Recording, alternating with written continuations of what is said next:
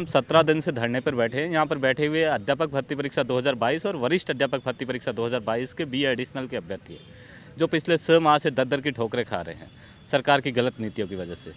जब पहले BJP government थी उस समय उन्होंने 2016-2018 में बीए एडिशनल वालों को नियुक्ति प्रदान की थी और उसके पश्चात 2021 में जब 2016 का संशोधित परिणाम आया था, उनको भी माननीय न्यायालय में विचाराधीन प्रकरण के अधीन नियुक्ति प्रदान की गई थी। तो हमारी भी सरकार से वही मांग है, जो पहले कोर्ट में सम्मान स्थिति थी उस समय, जो आज भी वही स्थिति है, तो हमें भी उन्हीं की तरह नियुक्ति प्रदान की जाए। रही बात सर पिछली सरकार की, तो पिछली सरकार ने हमारे साथ में धोखा किया था, आश्वासन दिए थे जिसकी वजह से हमारी नियुक्ति नहीं हो पाई। तो हम बीजेपी गवर्नमेंट जो अभी आई है सत्ता में, उनसे यही रिक्वेस्ट करते हैं कि आप समय रहते हुए दूसरी जो लोकसभा की अभी आचार संहिता और लग रही है, उससे पहले हमें विद्यालयों में पहुंचाएं, ताकि विद्यालयों में जो स्टूडेंट पढ़ रहे हैं उनकी पढ़ाई भी प्रभावित नहीं हो और हमारा भविष्य भी उज्जवल हो सके। नाम कपिल, बाड़मेर से आया हूँ। मैं 2022 लेवल 2 में एग्ज़ाम पास किया, फाइनल मेरिट से पार हूँ। ऑल राजस्थान में 43वीं रैंक है, फिर भी मैं धरने पे बैठने में मजबूर हूँ। इस गवर्नमेंट से ये चाहते हैं कि राम राज्य की सरकार हमें मेरिट धारियों को जो उस स्तरीय अंक धारण करने के बावजूद हम धरने पे बैठने में मजबूर हो रहे हैं, और आचार संहिता क्या ना होते भी हम बैठ के यहाँ रो रहे हैं इस सरकार को देख के। क्या कर आगे जो सरकार से यही आशा चाहते हैं कि हमारी ज्वाइनिंग जल्द से और स्कूलों में पहुँचे, ताकि बच्चों का भविष्य संवारे। सर अब मैं आज 17 दिन हो गए, आर्थिक, सामाजिक, मानसिक रूप से परेशान हो रहे हैं, और यही चाहते हैं कि गवर्नमेंट धरना स्थल भरा नहीं रहे, और धरना स्थल ये धरने की जगह नहीं, या तो शहीद स्मारक है, या तो शहीदों को श्रद्धांजलि दी जाती है, न कि शिक्षक युवा लोग यहाँ आके बैठे। शिक्षक का सम्मान स्कूल में होता है, न कि धरने के स्थल पर होता है, और ताकि देश का भविष्य सुधार सके। सबसे मान देश का सबसे आदि पुरुष होता है शिक्षक, जो यहाँ धरने पे बैठेगा तो पढ़ेगा कौन स्कूल में। Thank you sir. 17 दिन हो गए, आई थिंक मेरे हिसाब से यहाँ हमको घर जैसा लगने लग गया। अब सरकार से उम्मीदें तो कितनी रखें सर, 17 दिन बहुत होते हैं। 15 दिन बाद तो पूर्णिमा और वो क्या बोलते हैं, हाफ मून और फुल मून दोनों हो जाते हैं सर। मैं इंग्लिश का हूँ, इंग्लिश से हूँ, इसलिए मैं हिंदी ज़्यादा नहीं जानता है।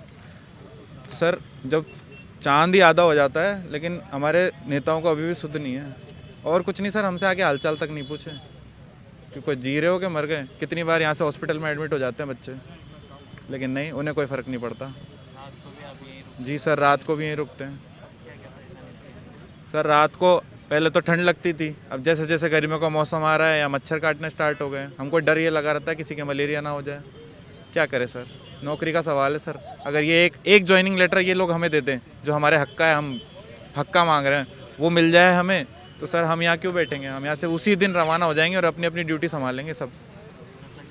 सर जब तक ज्वाइनिंग लेटर हाथ में नहीं देगी सरकार, हम यहीं बैठे रहेंगे, ये मेरा वादा है आपसे। और चाहे कुछ भी हो जाए, जिस दिन ये आदेश आ गए बोर्ड से कि भाई इनको ज्वाइनिंग दी जा रही है आज से, तो आप वहाँ से हट सकते हैं, उसी दिन उसी क्षण हम यहाँ से निकल जाएंगे। नहीं तो हम यहीं बैठे रहेंगे, मरते दम तक, अनिश्चित काल तक हम यहीं बैठे रहेंगे। हमारा 17वां दिन है, लेकिन हम फिजिकली, मेंटली सारे तरीके से हम बिल्कुल परेशान हो चुके हैं, क्योंकि हमारे पास पैसा भी नहीं बचा। रोज़ हम घर वालों से पैसा मांगते हैं यहाँ आने के लिए। घर वाले भी हमारे पर दबाव डालते हैं कि हमने तो सोचा था कि तुम्हारी जॉब लग गई, अब तुम हमें पैसे दोगे, और हमें मांग कर यहाँ आना पड़ रहा है। तो घर वाले भी हमें ये बोलते हैं कि तुम डेली हमें, जैसे हमको सरकार मीठी गोलियाँ दे रही है, तो हम घर वाले भी हम पे सरकार के द्वारा जैसे वो दे रही है, तो हमारे पे ब्लेम लगाने लगे कि तुम भी हमको घर आकर मीठी गोलियां देते हो। क्योंकि शाम को जाते हैं, वो डेली पूछते हैं आज क्या हुआ, हम क्या जाकर बोले सरकार हमको कुछ आश्वासन, कुछ बोले हमको लिखित में दे, तभी तो बोले सरकार आश्वासन देती है, वो जाकर हम बता देते हैं तो वो बोलते हैं सरकार तुम्हारा कुछ नहीं कर रही, और तुम भी ऐसे फालतू ही जाके आ जाते हो। तुमने इतने दिनों से तो पढ़ाई पैसे खर्च कर दिए, 4-5 सालों से पूरा टाइम वेस्ट कर दिया, आज भी तुम पैसे खर्ची कर रहे हो। अब तो सर हम बिल्कुल परेशान हो चुके हैं। मतलब हम कट ऑफ में रह जाते तो हम, वो 2 दिन का प्रेशर था, हम सबकी सहन कर लेते, लेकिन हम इतने परेशान हो गए।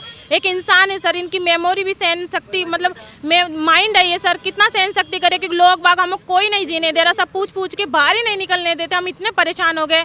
सरकार से हम यही कहते हैं कि हम आचार संहिता लगने से पहले हमको स्कूलों में पहुँचा दें, क्योंकि हम इतने परेशान हो गए। हम एक टीचर है, तो हम टीचर की मतलब नियमों का पालन करके शांत बैठे हैं, प्यार से जाते हैं, सरकार जैसे बोलती वापस आ जाते हैं, चलो करेगी। लेकिन एक ये भी लिमिट होती है। अगर सरकार हमारी नहीं सुनेगी तो हम भी लिमिट तोड़ना जानते हैं, हम इंसान हैं। फिर हम हमारे तरीके से काम लेंगे, हमारा हक तो हमारा हक तो लेकर रहेंगे, चाहे हम मरना ही पड़ जाए। हमारी इतनी मेहनत थी, उसको तो बेकार नहीं जाने देंगे। चाहे सरकार कुछ भी कर ले इस चीज़ के लिए, चाहे हम यहीं शहीद होना पड़ जाए। ये कि सरकार से यही निवेदन कि हमको जल्दी से स्कूल अलॉट कर दें। काफ़ी दिनों से शहीद स्मारक पर हम धरना दे रहे हैं। सरकार से बहुत उम्मीद थी, वो उम्मीद टूटती हुई सी नज़र आई कई बार। अभी भी ऐसा कुछ लग नहीं रहा है कि कुछ हो रहा है, क्योंकि जब तक हमारा प्रोसेस चालू नहीं होगा हम किस बात को माने। तो सरकार से हम हाथ जोड़ के ये गुजारिश करते हैं कि इन बच्चों, ये बहुत ही जो भी हम मेरे साथी सब बैठे हुए हैं, मैं खुद हूँ, हम आर्थिक, मानसिक और शारीरिक रूप से परेशान हैं और सरकार हमें हमारा हक देके जल्दी से जल्दी हमारी समस्या का निवारण करे और हमें अपने उचित स्थान पर पहुंचाए। मैं 1-2 लाइनें कहना चाहूँगा। कमाल की रीठ थी जिसने ज़िंदगी तबाह कर दी, कमाल की रीठ थी जिसने ज़िंदगी तबाह कर दी। ये और बात है कि दिल आज भी उससे खफा नहीं, दिल आज भी उससे खफा नहीं। Thank you sir. सबसे पहले मैं बताना चाहूँगा सर कि आज हमारा 17वां दिन है धरने का। हमारे संघर्ष को, ज़मीनी संघर्ष को पूरी तरह से हम लोग बनाए हुए हैं और जब तक हमारी मांगें पूरी नहीं होती हैं, जब तक हमें ज्वाइनिंग नहीं मिल जाती है, हम जब तक यहाँ अपनी मजबूती से इस लड़ाई को लड़ते रहेंगे। दूसरी बात, मैं सबसे ज़्यादा आप इस नगरी मीडिया चैनल का शुक्रगुजार हूँ कि इन्होंने पहले दिन से ही हमें भरपूर सहयोग दिया है। ये हर दिन इनकी एक नैतिक जिम्मेदारी की तरह, आज अगर मुझे इनका इतना अच्छा सपोर्ट मीडिया वालों का मिल रहा है, हमें नगरी न्यूज़ चैनल का मिल रहा है कि एक भी दिन ऐसा नहीं जाता कि जिस दिन ये लोग हमें कवर करने नहीं आते, हमारी बात को मीडिया में नहीं उठाते। जबकि हम लोगों ने कभी भी आज तक पर्सनली, मतलब ऐसा कोई हम रिक्वेस्ट करते हैं केवल, और आप लोग आ जाते हैं, ये बहुत बड़ी बात मानता हूँ। आज लोकतंत्र में सच में अगर मीडिया एक चौथा स्तंभ है और उसकी बहुत बहुत अच्छी एक भूमिका आप लोग निभा रहे हैं। मैं नगरी मीडिया को सलाम करता हूँ। सर जी, हम मिलते हैं, हमारा डेलीगेशन सचिवालय में भी मिलते हैं और हम मंत्री जी से भी मिलते हैं, आला अधिकारियों से भी मिलते हैं। सबकी तरफ से हमें यही कहा जाता है कि हम आपका काम करेंगे, आपका काम चल रहा है। लेकिन फिर भी हम आश्वासनों के भरोसे नहीं रहना चाहते। जब तक कोई ठोस लिखित आदेश या कुछ हमारी ज्वाइनिंग से संबंधित पूरी तरह से हमारे बीकानेर निदेशालय की तरफ से कोई आदेश नहीं आ जाता लिखित में, तब तक हम अपने इस धरने को यथावत रूप से जारी रखेंगे।